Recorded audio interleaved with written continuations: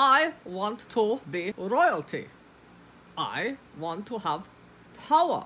So I'm learning about all of the monarchs in England, throughout history. It's the conquerors and the ones that inherited all of their wealth and glory. I guess I plan to do both.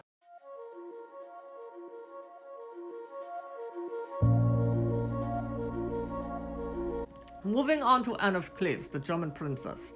This was the blind date from hell. Henry's marriage to Anne of Cleves was based on a need for a political alliance with Anne's brother William, who was the head of the Protestants of Western Germany. Henry figured that this might help to fend off attacks from the Holy Roman Empire and Catholic France. The problem was, Henry basically thought Anne of Cleves smelled funny and he didn't like her looks, and so only after 6 months the marriage was declared unconsummated and annulled. Henry's quote-unquote buddy, Thomas Cromwell, again, keep your friends close, keep your frenemies closer. He was a lawyer and statesman and chief minister. He was beheaded on orders of Henry.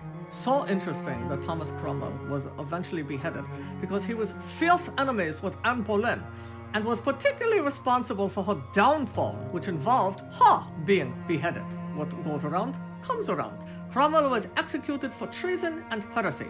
Ironically, Henry felt badly about this after it was too late to do anything about it. Henry was a little, how should we say, impulsive? Perhaps this had something to do with this bad fall that he took while jousting that was so severe that the stress of it all actually caused Anne Boleyn to miscarry. So he had a little warrior battle action while he was on the throne. He had numerous costly and mostly unsuccessful wars with King Francis I of France, the Holy Roman Emperor Charles V, and King James V of Scotland. He was the first English monarch to rule as King of Ireland following the Crown of Ireland Act in 1542. He's known as the father of the Royal Navy. He increased the size of the Navy to over 50 ships. So these are some of the highlights of King Henry. It's not like he was just, searching for male heir, marrying women, beheading them, divorcing them, and, waiting for them to get sick and die. No, he actually was doing a few things.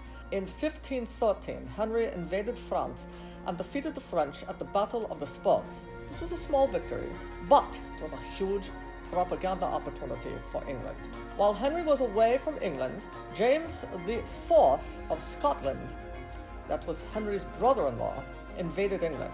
Queen Catherine of Aragon was holding down the fort at the time, and she led the English army and defeated the Scots at the Battle of Flodden.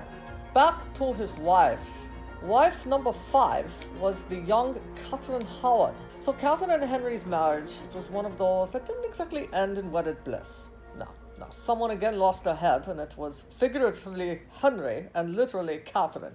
She was beheaded on the grounds of treason for messing around behind Henry's back. Finally, King Henry VIII's 6th and last wife was Catherine Parr.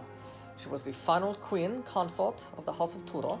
She outlived Henry by a year and 8 months. She had 4 husbands and was England's most married queen. Because of her Protestant sympathies, she upset anti-Protestant officials, and there was a warrant out for her arrest, including by her husband. Then she and King Henry VIII made up, and all was good.